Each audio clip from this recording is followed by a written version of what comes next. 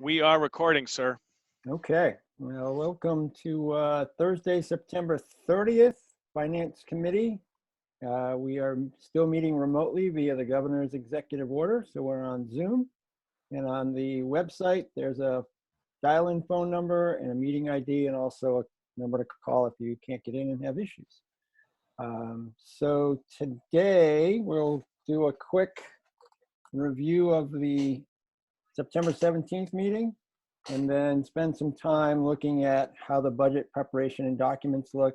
And I don't know if we're going to flip those, Steve, or not, but we'll look at Hudson and look at what we do and have a little conversation there. Sure. And And then you talk can share about your those budget screen drivers. and yeah, whatever you want, but you can share your screen if there's something you want to pop up too. Okay. All right. Sounds good. So the last time out, we covered quite a bit of ground. Talked about state funding and base aid. We talked about the various types of differentiated aid, free and reduced lunch, English speakers, special ed reading. We talked about statewide property tax and valuation and current distribution model. It's interesting to learn that 17% of towns fundamentally pay no statewide property tax because it all goes back to them.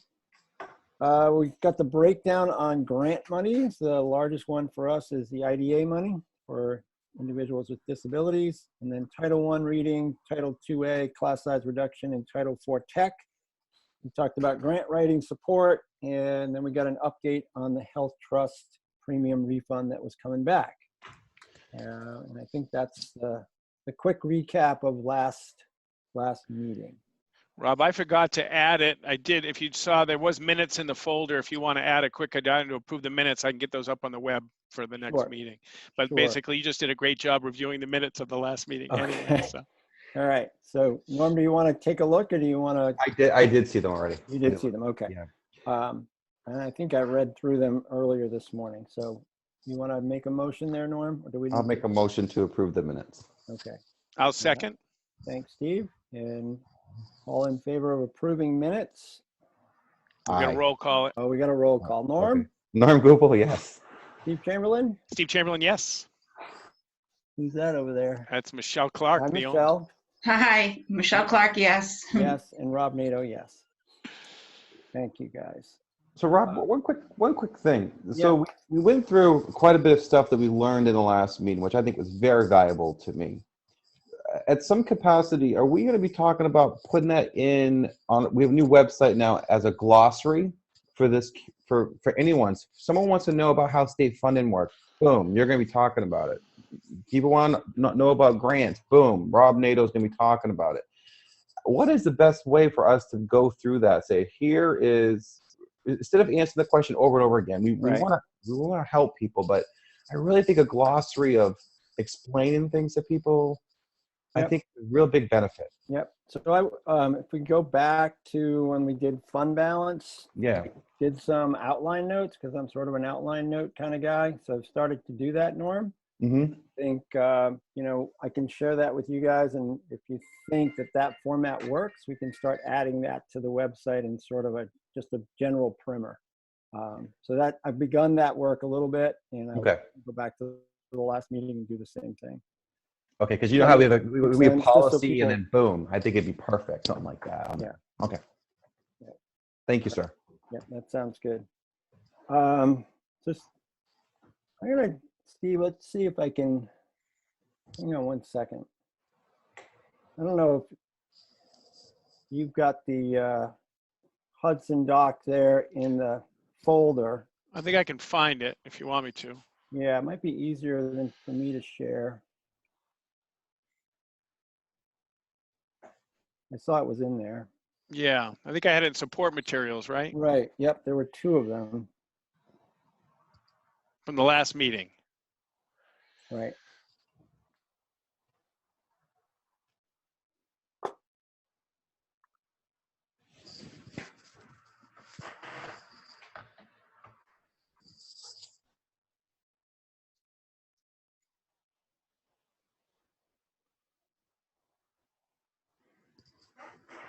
Okay, let's try. If you don't want this one, Rob, let me know and I can do it, but I've got one up. Okay. Did you see, this is Hudson 81, do you see it? Yep. All right. Did you want this one or another one up? Just let me know. So, yeah, I'm trying to move some things around here. Yeah, can we start scrolling down this? Yep. This is their large. Yeah, so I guess, yeah, let's go back one slide, Steve, to page 2. So this is their format, which is very similar to what we have in our budget information that goes up prior to school district meeting, where they've got their various function codes and what they expended, et cetera. Some very broad categories. And I think as I counted the broad categories that we did for ours, that's broken up a little differently than this. We had 14 and they've got sort of a similar amount. So this is very, much in line with what we currently do, just presented in a different way, if that makes sense. And I think we can go to our budget, the PDF that's got all the information on it in just a couple minutes. So we scroll down again to the next page. And this is where it gets very different, where there's much more detail about where money is being spent literally to the person here. So if we can just keep scrolling again,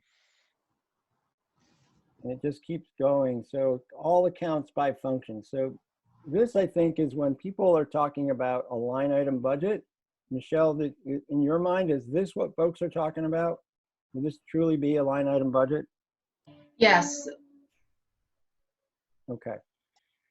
So as you can see, there's 73 some odd different pages here.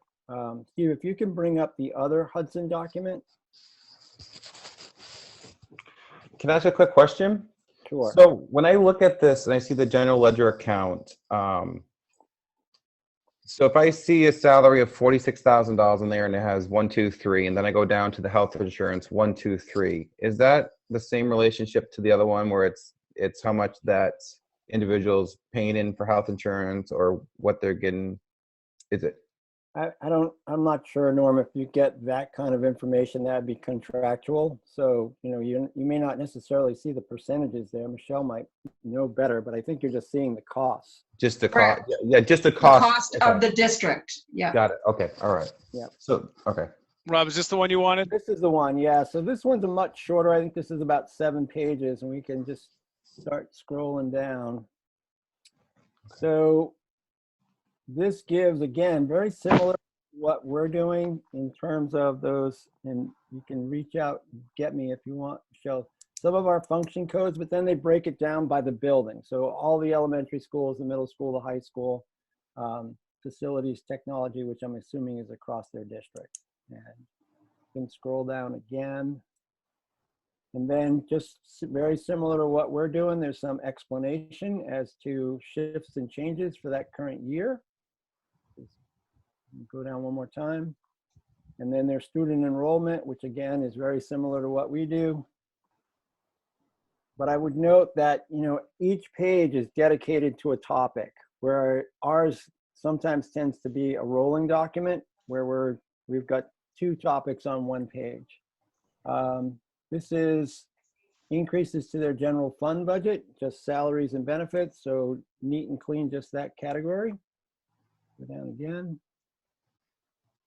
And then some other broad, again, function codes and changes over time. And Steve, you and I had talked about, it's interesting that they only look back 2 or 3 years, where we look back 4 to 5 years. Right. Which does impact the font size. Which impacts the font size. So I don't know, what the need is there. If it's necessary, that historical information is already there. Once you start using that 3-year cycle, somebody could go to a previous year and look back again. Right. But that might give us a little more space. And then if you could go down one more, and this is again where they've got those primary function codes, which to me is similar to what we've done, but it's just a cleaner way of presenting it, all in one place. Now, if you want to go to our budget, what do we, I've got it on my budget screen. bulletin, the budget Yeah, bulletin. the budget bulletin. Yeah.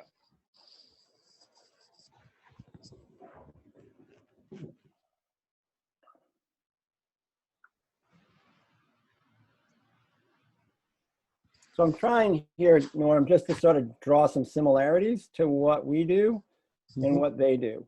And then the difference is, like when you look at their high school, they'll have those function codes, but then they go down into, I don't know if we would call them the subject codes or the account codes, line by line, you know, social studies department spent X. Okay, good, good.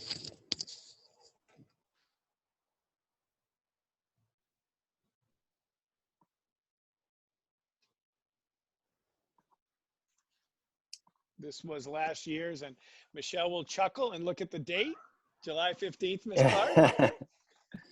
All right, we can start scrolling down. So this is a table of contents, which describes where things can be found and who everybody is. Now, this is the one that, you know, probably in terms of readability, because needs the most work, because if we print this, it's something that can't be read. So if we get to doing this in a way where we shorten the number of years, maybe that's helpful.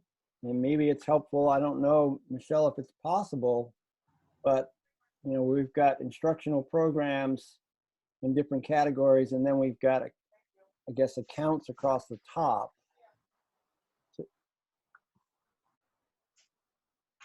Yeah, so this was not a document until, in the budget bulletin, until maybe 5 to 10 years ago. I don't remember exactly when, but Steve found it in Bo and thought it was a helpful document. So we just mimicked exactly what they did. Right.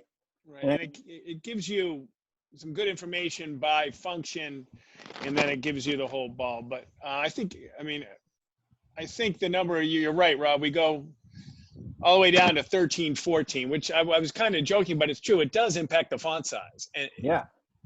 And I don't mean to be facetious, but that is one of the, this is a good document on a screen because you can blow it up. It's a terrible document in paper. I mean, you know what I mean? Right. Just because of font size, it's good information, but we do get some hits on the font size on this one. Right. So, you know, if we could break this up where, you know, one of these was an overview category. Funny, I'm pointing at my screen here, but you guys can't see that. You know, like pupil support as a general category. Yep. Where you see the total instructional support. But then each one of these segments, you know, pupil support becomes a page, instructional support becomes a page. So you've got more space to see it and look at how we're describing what we're doing. And I don't, you know, I'm not a spreadsheet guy, and I maybe like this is easy and maybe it's not, I don't know. Well, Michelle is an absolute whiz with this thing. So I think, yeah, I mean, taking a look, we have got feedback. They like being able to look at a category and see the % of the budget and the increase.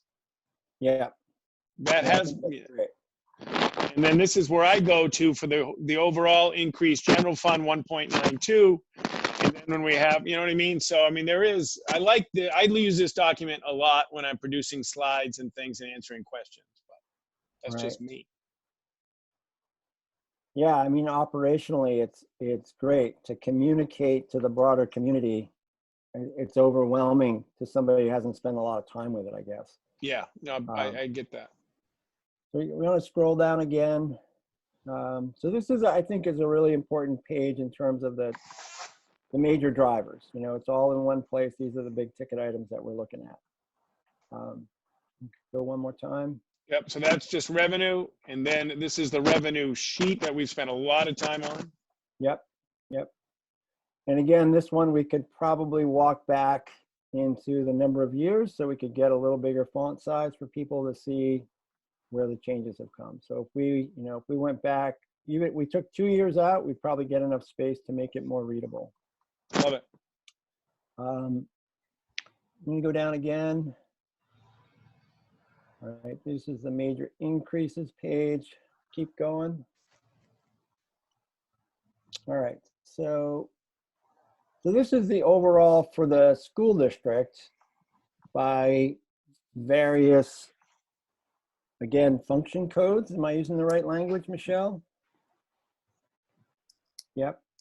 So you can see that broad categorization across all those years. You just scroll up the page, Steve.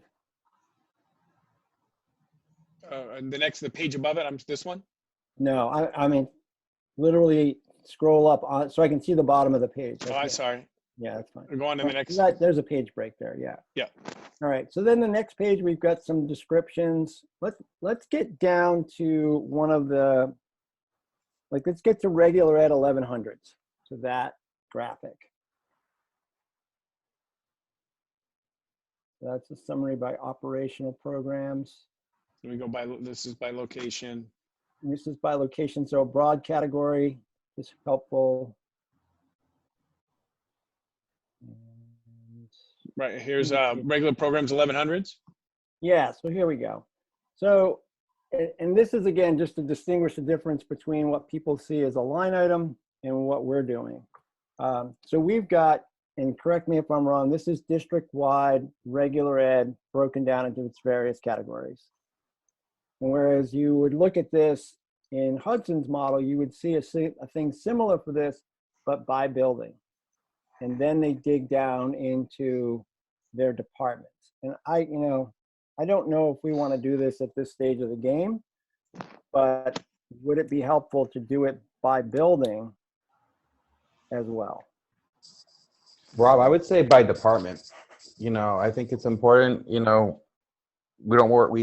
go forward trying to do as much as we can and dissecting, maybe one department needs more this year and so another one. So when you say department, and Michelle can correct me, so you believe the board has interest in taking a look at, by building the physical education department, the number of Frisbees we're buying in the middle school. That would be a seismic shift in the work that we're doing for the 3 budget presentations in December. I mean, I'm saying it's wrong, but if we go, see, we're tiny. Hudson is huge. If we go to the middle school by department, we go school by department. I mean, I think that's the examples you've used. You use flying discs, I think, right, Rob? I mean, and is that, I mean, we're talking about, $1,500 for the middle school. I mean, that's getting down pretty light. Right. I'm thinking math, science, stuff like that. I'm not thinking. But even like in the past, I've always presented, when we go in, when we're at that level, the biggest hit is books. And I've always presented drivers, in that area, we've got 6,700 in science books. But we don't present, like some budgets are up literally 0 because, so to review that, the budget process would be fundamentally different. I'm not saying it's a bad thing, but the board has taken hasn't gone that granular. But Norm, if you think that's what it takes to get the community on board. Well, Norm, let me jump in for a minute, because Go ahead. I went through the information, the ledger information that Michelle gave us. It just breaks down all the numbers. So here's what I see. And Michelle, again, I've got a question for you because I don't understand the difference. But so there are 4 fund codes, big giant categories: general fund, food service, federal projects, grants, etc. And we got 6 location codes where we're at. So that's pretty broad. But when we get into function account codes, there are 62.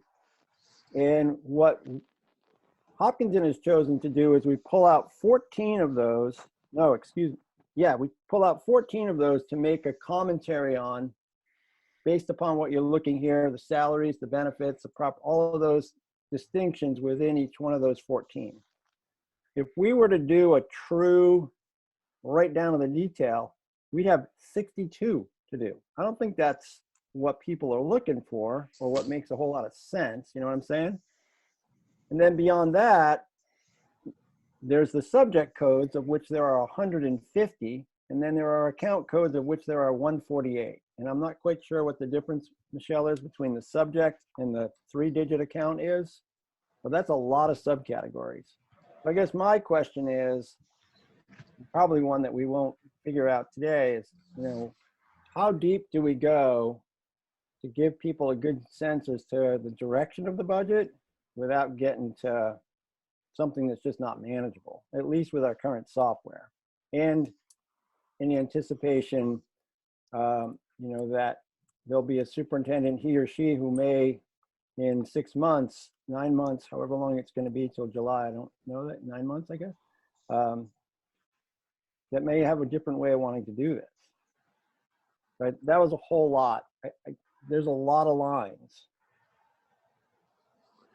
So one thing, just to help you understand more about the structure, is like we group a bunch of those segments you just talked about together, and that's called a budget unit.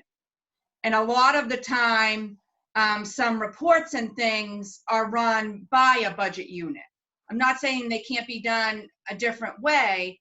Again, this is all a lot through Cognos, because there's just basic reports that are in the system as a can, if you want to call it a canned reports. Mm-hmm. And then there's ability to go in ourselves and go ahead and create Cognos. And then if it's too either involved and we don't have the time, we have to look at having somebody else do it, or just too complex that we don't have that kind of experience in Cognos because we're not in it every day. And so the account is kind of like a different one all by itself. So it goes like the fund, then the location, then the function, and then the subject. And that all together makes up the budget unit. And I don't know if I just confused things or made it clearer, but I was trying to make it clearer. No, it does. Can you, the latter part, and these are all 3-digit distinctions, there is the subject codes, 3 digits, but then there's a section that is also an account code that's 3-digit. What's the difference between those two things? So subject is a department. Okay. It's supposed to be more like a department, whereas an account is gonna be by 100s are all salary accounts. And really the functions, a lot of them is driven by the handbook, which at some point we could even get into that, but there's a state handbook that's pretty antiquated, but we all have to use it as kind of like a guide as to how we should be setting up accounts. Like kind of what you were just going over as like the different segments. Right. All right, I guess I'm still. So I popped it up, Rob. Yeah. So the one that says page 16, Steve, at the bottom. In our budget bulletin, or And what you just pulled up. the account hierarchy. Yeah. Just keep going down. So you get to, yeah, all right. So now we're in the subject codes. Keep going. So this is subject, Michelle, but then underneath this is another one that says account code again, which is different, I guess, than the function account code. Right, so the subject is like like math would be on there, whereas account would be, I'll use an example. For the high school math department, there's one budget unit. So it's 10, which is general fund, 4, which is high school, then 1100 because it's a regular ed, Yep. and then 030 is a subject because it's the math. Okay.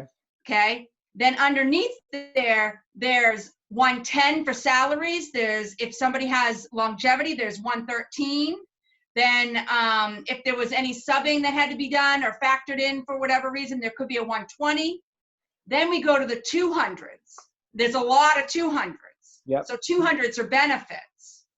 So these accounts are essentially a subdivision of those subject codes. Yeah, it's like if someone wanted to know the math department, what the expenses are or what the budget is, you wouldn't need all the accounts. You could just get it by the budget unit, which is comprised including the subject. It's if to get in into the minutia or the nitty gritty, whatever word you want to use, then it would be lots of, so I'll give you an example. Before we went to e-finance, we did not have it to the extent it is so granular, right now. So before, if we ran, like we would do this quarterly for the board and quarterly for the budget committee, giving a, line by line per se expense, right? Yep. We probably went from like 50 pages, and granted, it's not big font, so it's little font, to probably 100. Yeah. So Michelle and I made a decision when we were moving to the new system. Would I ever want to know, or the board ever want to know, how much we're spending in fourth grade? And how much are we spending in an area, which is a lot. That's the granularity of it, as opposed to just what we spend in math at the elementary school or at Maple Street School. So we added that level, thinking that, but one of the issues is, and it's not having the staffing enough to actually look and project. Like Michelle and I were talking about some of our frustrations, she doesn't do a lot of projection and analysis, right? Because we're just trying to keep the trains going. I don't do a lot of taking a look at the data, postgraduate data. I'd love to do that. You know what I mean? It's just because we're so deep into the operations of the district. Right. But we set it up to have that capability if we ever did have that time to do more analysis and more projections. So basically what I'm understanding, I'm trying to relate this to my own accounting, is so for the cost of goods here, like it's collapsed. And then when I want to expand it to subcategories of my items, because it goes into different products, that is basically what these categories are. Instead of having the cost of good of being Maple Street, the detailed subcategories would be 4th, 5th, and 6th grade. Is that what it is? And then you guys have each one connected to specific salary and other things. Okay. I understand that. Okay. And you report the collapse part to the community. Is that what I'm understanding? Not the detailed part. But in what was termed and requested by the budget committee, we do produce a document that says how much we're spending on world language at the high school. Right, Michelle? That's in the programmatic budget. We did, at one point it was a planning document. Did we convert that? Now we can do it as an expense, or are we waiting for e-finance to support that? I forget that piece. That's the thing that I've been back and forth for almost a year, probably. Yeah, because asking them for a price as to how much it would be to then turn it, because they look at different modules, not to get too much into the weeds, but the programmatic budget, the way it's created, it looks at what is in budget prep. That's a part of, that's in e-finance, but there's different systems. Whereas to get actual, that would actually have to look into the finance, the financial accounting system. So it would just have to be written differently. So when we develop an FY22, we'll be able to say how much in FY22 is math, but in September or January, we can't tell you how much we spent through that programmatic budget. It would have to come in a different report. Right. So to get back to Norm's initial query here, without getting into the Frisbees, we could go location code, function account, salaries, subject codes, social studies department, phys ed department, just broad numbers, but without, what are we spending on expo markers versus crayons and overhead, all that stuff. I'd be very comfortable. A doable thing, Michelle, or if we So are you talking, I'm just trying to see if I get what you're, so are you talking about that report that you pulled up earlier and you said, is this what you would consider a detailed report? And it doesn't get the Hudson one? This one, Michelle? Yes. You want me to go higher, or you just tell me where you want me to? No, I mean, you can just stay right there. I mean, what can be done, a push of a button through the canned system, is the ability to run a line by line without any notes. The notes is what's going to get a little bit into the weeds and into like the minutia. Like one of the other reports I think Hudson has, it has notes in it. Mhm. So it explains about different things. That report, I'm trying to think of it now. I believe it's set up in a way that I could do it, that it would be by building or not by building. It's just the way it's set up in the system. I believe if I ran it for like a building, it's possible that all the 100 accounts might be, which for the account structure, so salary accounts might be all together, even though they're different functions.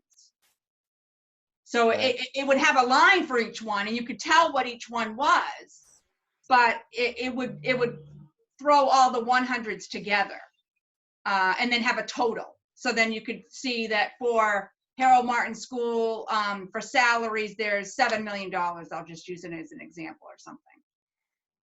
So, Norm, what if, I mean, we've already got it broken down by the 14 different function codes. Mm-hmm. What if we were to have, similar to what Steve's got up there right now? Back to the master function one. Yeah, Yeah. So how low do you want to go? just, so in other words, even for this one, Steve, you can leave that there. If this just said, instead of special ed programs, it said Harold Martin School, salaries, benefits, professional services, other services, supplies and materials for each school. The 1,200 listed for each school. Yeah, so we'd be looking at changing the location code, keeping the function account codes in the same categories that we're now breaking it out into. Am I speaking Greek here? Or does that make sense? So are you saying a total and not breaking it out by function, or by function for each function at each school, there would be a page? I like Michelle's last one. So you would like to know or present what in the special education at the middle school, you want to know the salaries and benefits, professional services, everything for special ed at the middle school. Well, we'd have to treat it like we are with all the other ones, Rob. Yeah.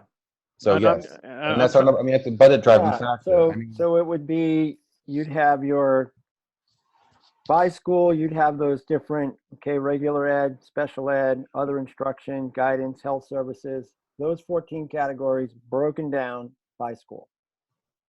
I got you. So you want to know special ed, just so the total for 1,200 in Harold. Correct. And then the total for 1,100 in Harold, the The total total for 1,400 at Harold. in Harold. Michelle, what do you think? So total is fine, but I thought I heard Norm saying detail, so that's where I'm getting confused. So total wouldn't be heavy hitting, but honestly, if these pages is by each school, It'll be a big doc. it would be, number one, a big doc. Number two, it would take, just time to set it up that way. And I understand we're cutting years off, which is great, but I'd still have to get the data for a couple of years because I don't have it in the same, you know what I'm saying? Right. So I think it's more manageable if it's a page, or maybe it's a couple different pages on, because then you could have a page also on other stuff, but a page on Harold Martin that has kind of like, I'm trying to think of a page that we might have. Anyways, it's like a total page, but it's Harold Martin. These are the salaries. This is what's proposed. This is what was last year. This is what we spent the year before, la, la, la. Right. And then and then each function area. But a page for Harold Martin that explains all that, not in the weeds, I'll just call it. I think that would be a step in the right direction if it's not overwhelming, and then leave the door open to how we might want to continue to proceed in the future. And you just think people will be more comfortable knowing how much we're spending at Harold, Maple, Middle, High. That not being able to understand by building doesn't really get them to the understanding level that they understand the the SAU 66 budget. I think maybe it would help. I don't know the answer to that. I think, we're hearing people want more information in different components, but it may say, where are we spending more or spending less, in a more defined way. Norm, you don't look happy. No, I'm trying to wrap my head around. No, I'm fine. I'm listening. I'm trying to. I understand. There's a couple things going through my head, Rob. You're right. We're in a process of looking down the road at how this budget process might change with regards to a new superintendent, and how much work we put into it is quite important. However, we went through a whole budget process where all we heard through the whole budget process is that people have been looking for a change in this budget process. And the goal for me, and I would hope for the board and for you, would be to try to deliver this budget so people can understand it clearer, understand it much cleaner. And if they want to see an opportunity of seeing what we can provide them with keeping, things that are private, that we can't share necessarily, I want to deliver that to them. I want to say, here it is.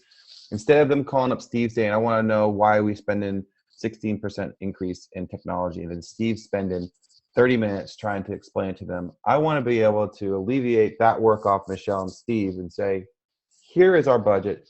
Here's what goes into it. If you have questions, come talk to us. And I want to be able to deliver stuff that's public knowledge to the people, that's easy for them to get, and be able to explain it.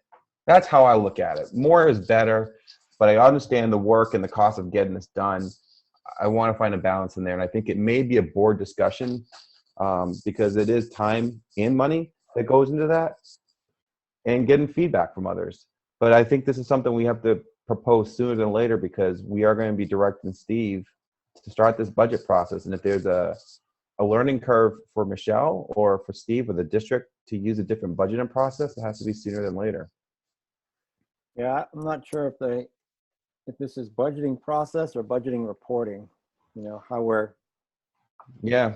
I don't think we're really talking about a budgeting process here. I think we're talking about how we communicate what the budget is or what the proposed budget is.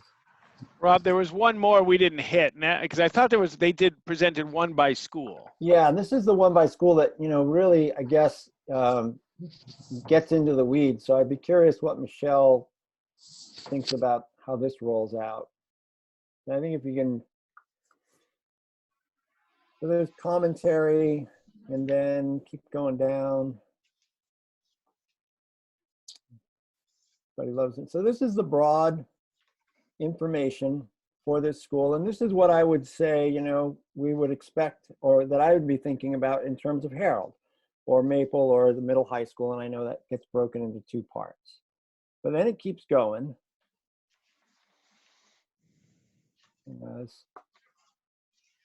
This is how they're explaining what they call their budget walk. And Oops, sorry. no, that's fine. You can keep going again. See, this is similar to what we're doing now, but we're doing it by special ed, regular ed, rather than just by building. So this is the budget summary by building. I think that's a little bit different than what we've been presenting. And I don't know when it started, but I was involved in we've never presented, since I've been doing this, the middle school budget, right? It's been a district look. Like, we don't compare the Maple, and maybe we should, but we haven't ever set up, like when I was building principal, I'm putting in this and I'm in competition with Bill, and you know what I mean? It's been it's been the superintendent budget that goes to the board, not the, and that's some districts do it differently. Like, there's another district that the superintendent does not do a budget. He presents the building budget goes, superintendent doesn't cut, it's the building budgets that go. it's always been a super here. When I've been doing this, I turn building into superintendent because I feel I have to present to you that because I have to cut things that Bill, Amy, Chris, Rebecca, Mandy, Matt, Michelle don't like. Right. And I thought that was my decision, where there's another superintendent not far from here who doesn't cut. The board cuts from the building, not the superintendent. And I'm not saying there's a right answer or wrong answer, but Yeah. I've taken the responsibility to look at as the tax rate in total, not the tax rate by Harold. But anyway, I don't know what that meant, but I did want to take a look at this one because it's a different approach. Keep going down, Steve, because I think this one clearly shows the weeds that Michelle is talking about. So, we've talked about this. This is by teacher. I'm not sure that's something that I would want to do. You can keep going. It'll get down into departments. So this is 1100. Yeah. So this would look very similar to what if I ran the report for Harold or Maple or whatever. Yep. That would probably come out. The only thing is it wouldn't have all these prior years. It would have some of it. And so I'd have to look at that again to see what it actually does as a canned report. Mm-hmm. Like I give this, and Norm, this is they're down to a $400 laminating machine presented to the Hudson School Board. Mm-hmm. Is that, Norm, is that what you're after? Because that's the seismic change. This report is pretty clear. I mean, it's shares everything that goes into what's making this operational for that specific room. I get it. It's just something that. You go back one page, Steve. Sure. So Norm, here's my concern about getting into this level. Let's say people fighting about that, when we're trying to. So let's look at the line towards the bottom that says supplies. Okay, yeah. So we've got the amounts there, and if you were going to go to that level, okay, so we got a 4.5% increase in supplies. You agree or disagree?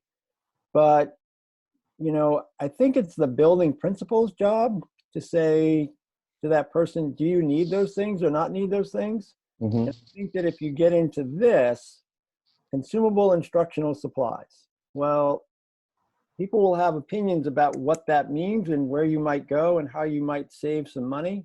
Yeah. We've all experienced the school pens that are not necessary, so that we got them, but nobody uses them because we don't like them. Those kinds of things happen. So, I think this is a level of detail that can just create more rancor than trusting your principals to manage their budgets, manage the percent increase, and we respond to that. And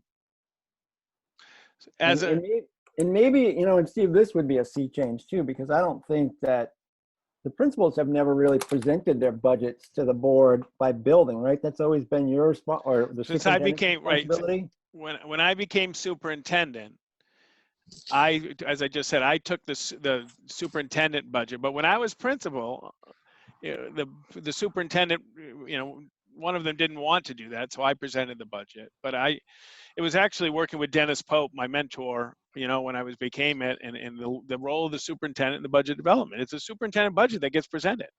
Right. Because I said, as I just repeated, I have to cut things. But again, some people don't take that responsibility. They just pass on the building principal. But I felt it was my role to look at the district perspective. It's coming up near 4 o'clock. I'm going to make the suggestion that, Norm, you and I get together and sketch out some thoughts that we can share with Michelle and Steve, and with the mindset of what's manageable. I agree. And Michelle, then you can tell us how, like, when you were just talking about what you were able to produce for Harold Martin or any of the schools, and we'll get a little bit more detail in there by building. Yeah, so I'll show you if let me share Yeah, you should have screen sharing permission. Yeah, so like this is what ours would look like for Harold, but again, we're in the very early, we've already started to do budget for next year because we actually, departments have to be done by next Monday, the 12th of October. So, but this is the current year budget. This is the prior year budget. Okay. But you see, Can you blow it up a little?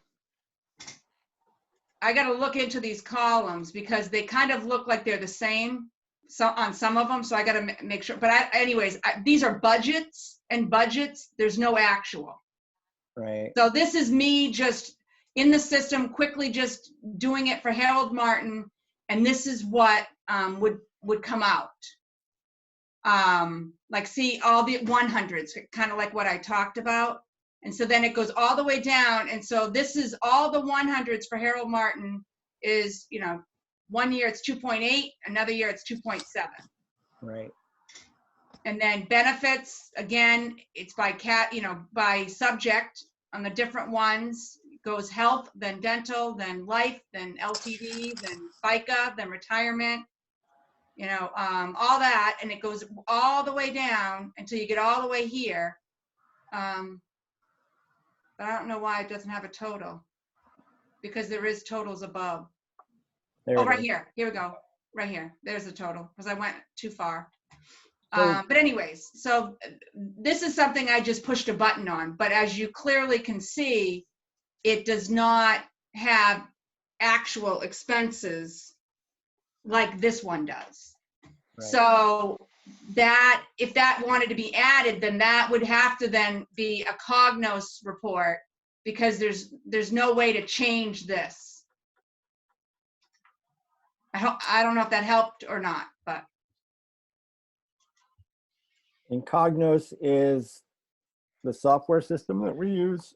It's the so database. Cognos is kind of like a database that you can use to customize reports. Kind of like Hudson uses crystals because they have a different system. And our system prior to eFinance, we used crystals.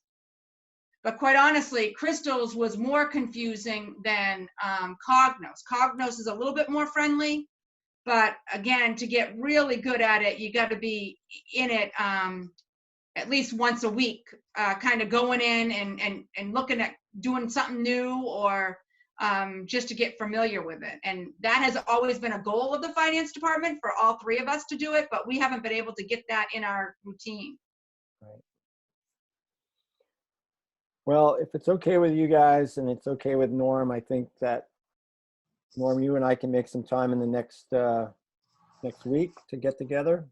Yeah, and I'm not trying to be difficult. I'm trying to, maybe it's, I'm just gonna wrap around visually what we're trying to accomplish. You know, I'm a visionary on things, and I'll put all these docs in the support materials again for this meeting too, so people can look at them and you can have, but they were in the support for the 17th. Okay. Thank you very much. It's a good kickoff to what's next. Steve, you want to talk about budget drivers? Sure, and just to start getting your head around it, so typically when I present the budget, at some point Michelle and I look at the whole thing and what are the major drivers of the increases. And over time, you know, I've noticed there tends to be consistency between what drives the increases. So for coming forward,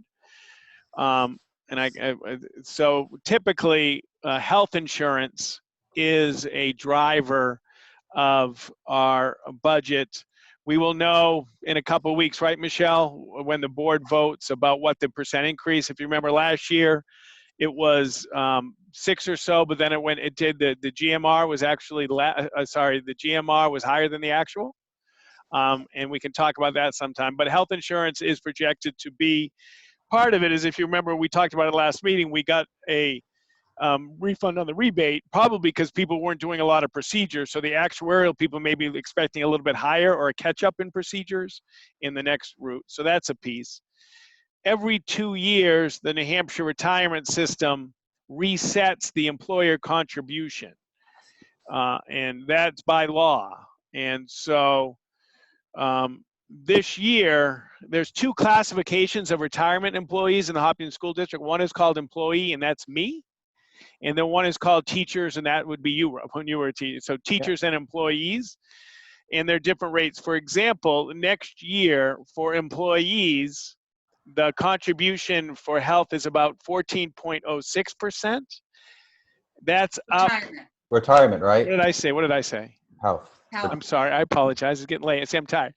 Retirement. That's why I like having my wing person there, Michelle. Thank you. So in retirement, employees at 14.06, and that is up for 2.68%. And for teachers, it's 21.02, and that's up 3.66%. And so it's an increase for FY22, but it will be stable for FY23. You with me? It's a 2-year reset. Yeah. And so Michelle, back of the envelope, that's looking at a mid $250,000 increase ish. Okay, and once we get closer, we'll know more. We have, as both of you know, we have the building project, and we did it in 2 installments. So the first installment of $5 million now will be a year, right, Michelle? It'll be a full year. And the second installment of $4,796 will be the half a year in the budget. Does that make sense? Yep. Michelle's, does that work? Yep. I'm just looking for the nod. Looking for the nod. And then we have, contractual increases for our Hess and our Teamsters. And let's see. The other piece is it's going to be very interesting how we budget under the current pandemic. Like we've talked about at the board level, the impact of PPE, and PPE is it's disposable. So are we going to plan on purchasing PPE? If we are going to a synchronous model, if we're in this remote learning type model, we need staff to cover, and we also need some technology equipment. So that could be a driver. So we're looking at health insurance, New Hampshire retirement, the building project, some embedded increases, and then operating under a pandemic. And Can I ask a quick question about New Hampshire retirement? Sure can. There also an increase on the employee side? So like not yet. Not yet. Not yet. Okay. They did it a few years ago. We went 5 to 7, right, Michelle? Yeah, and I think it's actually a change that the legislation has to vote in. I don't think it's something that the commissioners of the or the board of retirement board. Yeah, I agree. This one is mandated by already in law that every 2 years that actuarial goes. A couple of years, I don't know if it's ever gone down, but it's pretty light, but it hasn't been light for a couple of years. Okay, thanks. So, and then I just don't want to forget the revenue drivers, right? We've talked about the 600,000, right? Remember that one-time expense in the revenue. And what will be tomorrow night when I present the opening day enrollment. We also, I think I wrote it in board notes about the number of homeschool students and the revenue, potential revenue loss because of that. So so as you're starting to look at, and I know we're sensitive of what is a possible affording. There's some embedded increase. We don't have any control over most of what we just talked about. I mean, we have control over the FTE, but we don't have control over the rate. Okay. And that's important right off the bat, is saying this is what we have, this is what we're locked into, and establish that. And I know we're winding down just a couple. I always like to say, when I started this 10 years ago, the state paid 25% of teacher retirement. And before that, it was 35. At one point, it was before me, it was 35%, a third. It was a 3-legged stool. The employee, the employer, and the state shared that cost. And that's gone. So that's getting, and Neil and I talked about this, Rob and Norm, if you believe it, the 32.99% of a fireman's retirement is paid by the town. Wow. How much? 32.99%. Police, it's 33.88. Wow.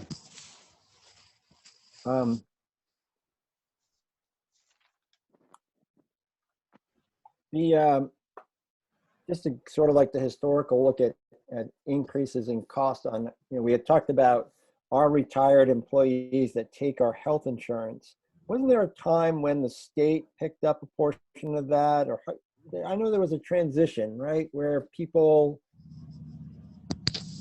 did they get their insurance through the state, or did they help offset those costs, or am I misremembering? Well, the retirement paid the health insurance a subsidy out of the account. So like when Jay Godfrey retired, he got a portion of his health insurance paid by the retirement system. However, those individuals are still on our rolls. Right. So, yeah. So impacting, whoever it is, whether they get subsidies from the state or not, they are in our pool. So that helped the individual. It didn't help the district. Right. And a couple of friends who are, former colleagues, that were, and if you remember, that was done to encourage retirement. So we could push out and get new people in, and it was a very short window. Do people tend to roll off of buying into our group insurance when they get to the age of Medicare, or do they still stay for supplementals? People do fall off, but they still do stay for supplementals. Now, whether that will change in the near future as there's more traction with, the different options they have available to them now, and maybe they just haven't looked into that yet, especially when they're paying for themselves. It really is, as you've alluded to, Rob, a very interesting dynamic where the state law says if you retire, you can stay on your district's health insurance at no cost, except the impact on the premium. And it does impact premium because as you get older, you have more costs, and that's not a judgment, but that's such an interesting requirement because it's certainly not in any other areas. Right. Yeah. Well, it's 4:11, and we've had a few people come and go, but we do have one person who's still here, and I'm not sure if Diane has a question or a comment, but I'll give her the opportunity if she'd like to take it. And looks like look at the hand go up. Hi, Diane. How are you? Good. How are you guys? We're well. Good. A lot to digest, and I was listening to the last meeting just prior to this, so a lot of information. I'm exhausted. But I just thought I'd take a moment to say that thus far, I only looked at the new website today, and thus far the meeting information seems much better organized and easier to access, so I thank you for that. I'd just like to chime in that, I've been maybe the longest running person asking for the budget changes. I don't know. I know in recent years, there's been budget committee members speaking about it. And I think I'm probably more on track with what Norm has been asking for, which is an understanding, within the school, the high school, by subject. And that's been mentioned specifically by some budget committee members, like, what are we paying to teach English? What are we paying to teach this, whatever? And it's not because we want to take public education or any education and reduce it down to, cost per pupil and then beat it all up. I think it's an ability to understand where we might do better, new ideas, when new ideas might be required, because we want to keep our standards up, but look at the cost. It's really expensive.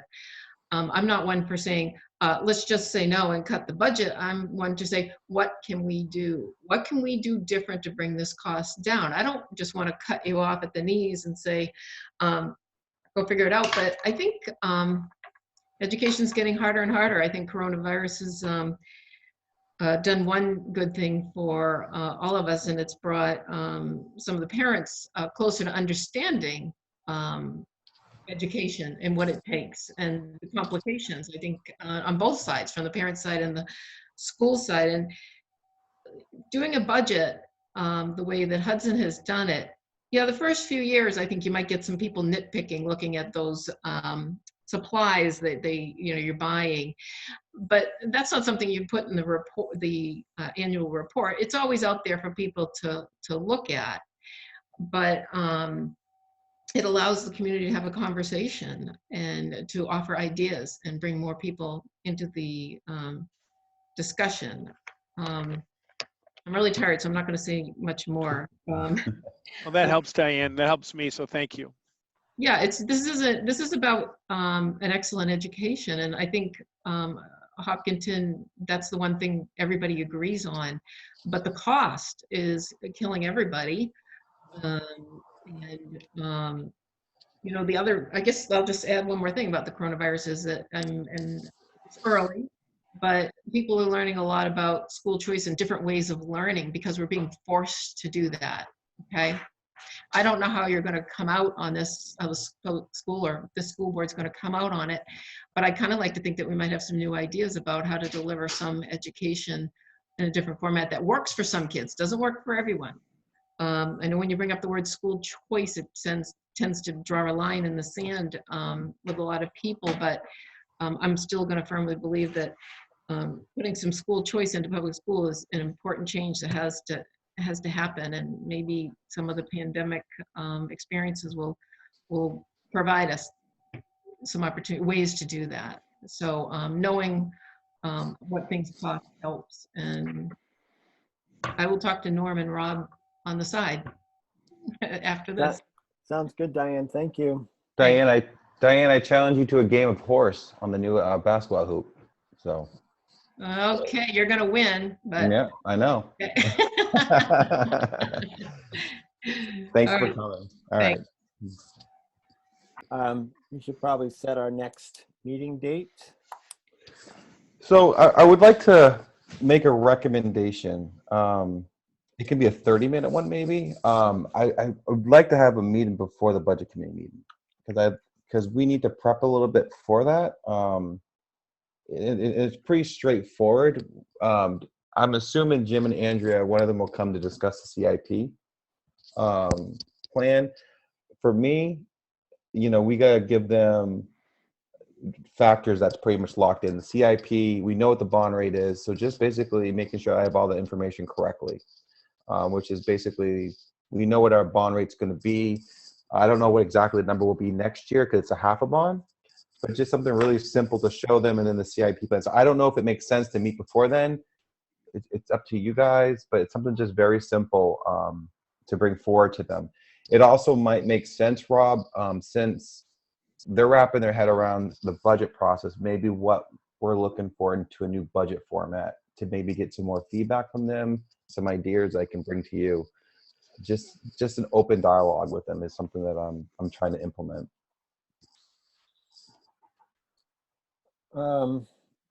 Yeah, I can understand that. And, you know, probably some senses, I mean, Steve's already sort of laid out where some of the budget increases might come from. Yeah. And Steve, I think you and I have talked about, you know, where we might want to be for other increases that we perhaps have some control over. So Norm, are we talking the 14th for the budget committee? Yeah. So Michelle, because it's a week out, we might be able to move that CIP meeting as you suggested. So I'll talk to Jim. So once they wrap around that information from Jim, then we can probably wrap that around what we have and put it all together. That's what I'm assuming. Steve, what do you think in terms of timetable? And you and I have talked about it a little bit. Norm, I think we've talked about it, but we haven't talked about it in a meeting. I don't is the next is the whole and I got to talk with Michelle if the departments.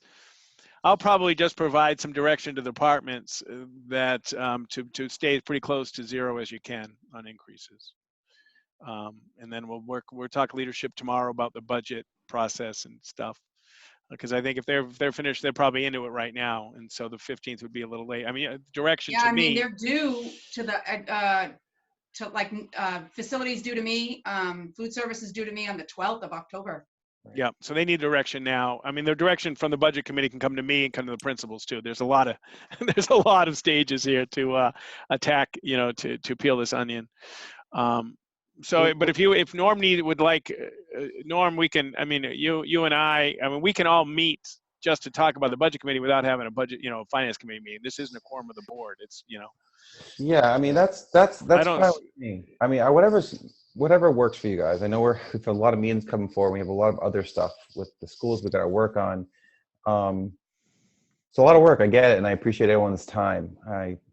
We've got a lot to do. Well, why don't we, Steve, if you and Norm and I want to sit down and sure. grab a part of a morning or whenever, what works for you, Norm and Steve, I can make myself available. So Okay. No, and we can, we'll touch base tomorrow, Norm, about a date, and then we'll set a time morning that we can meet for 45 minutes to talk about budget committee. That'd be great, and Rob will join us with that, and we can. And then for the would you like one more finance committee before the 15th? Probably. You want to do the 14th again? So he's got budget committee on the 14th. I mean, I can do back to back. That's not a big deal. Yeah, just didn't know if you wanted a little more prep time.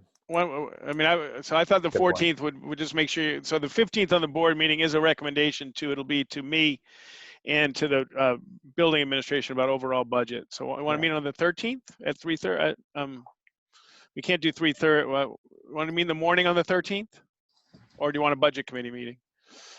I mean, a finance committee. I'm sorry. If we want another finance committee meeting, why don't we do it at 3:15 on the 14th? Keep the Wednesday.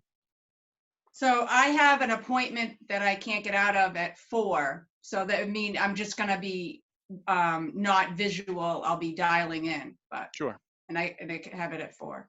All right. Well, we want to do that the 14th at 3:15 For for the finance committee meeting, and then we'll look for a time to talk budget committee prep. You guys are awesome. Thank you so much for your time. I appreciate it. Okay. You guys can slap me anytime you want, too. By the way, Everybody okay? Yep. All right. Thank you, Steve. Thanks, Michelle. Thank you, Norm. Thank you, Rob. Thank you, everybody. Thanks. Have a great afternoon. Yep, You too. too.